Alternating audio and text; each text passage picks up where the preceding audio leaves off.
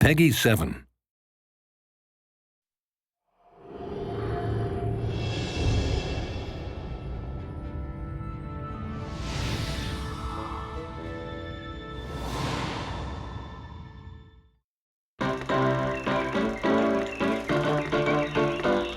I was in when they said, you want to make a Mickey Mouse game.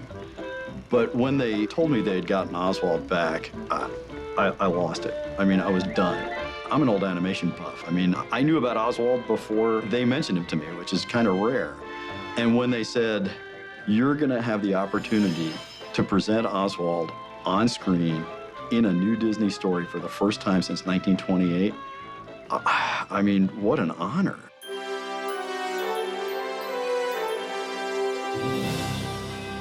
Well, Oswald the Lucky Rabbit was Walt Disney's first cartoon star, and he predates Mickey, of course. He's such a rich character, and if you look back at the old animation, it was so fun and so exciting. Oswald was different from other animated film stars of that time. Those cartoons that Walt and Ub made were little gems of storytelling. They weren't just a string of gags. Oswald would fall in love, have to deal with a rival.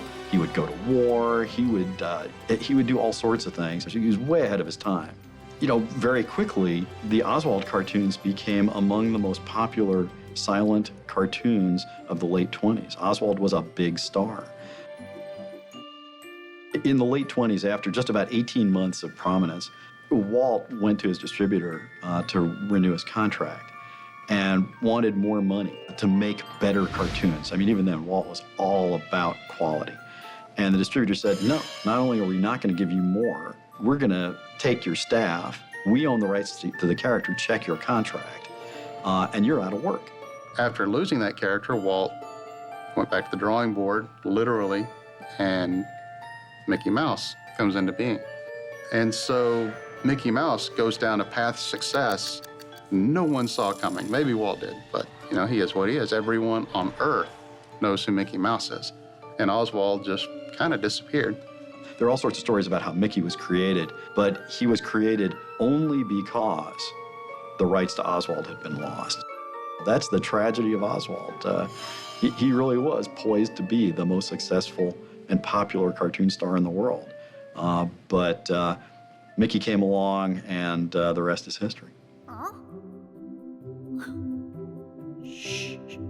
Oswald came back into the Disney fold in 2006, not to star in Disney epic Mickey, but rather to serve as a catalyst for the game, because really he was the first forgotten character in Disney history. That's kind of the factual story. The heart of that story, though, is Oswald is Mickey Mouse's older brother.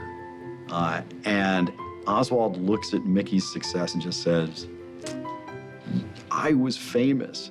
You stole the life that should have been mine.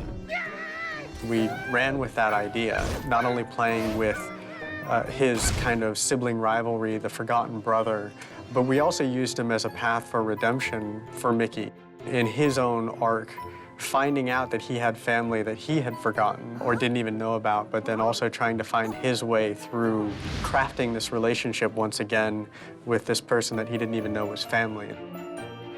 He's an emotional touchstone for Mickey, for players. As you see Oswald change in the way he's responding to Mickey because of what the player is doing as Mickey, you can sort of gauge your progress. Oswald ultimately does re-engage with Mickey. Mickey does redeem Oswald, and that growing relationship is a measure of the player's progress. I love Oswald, and I want to make him a hero too. That's, you know, kind of goal 1.5 for this project. I remind people how incredible a character Oswald is and set him up for success as a cartoon star, as a plush toy, you know, you name it. I want Oswald everywhere because he deserves it.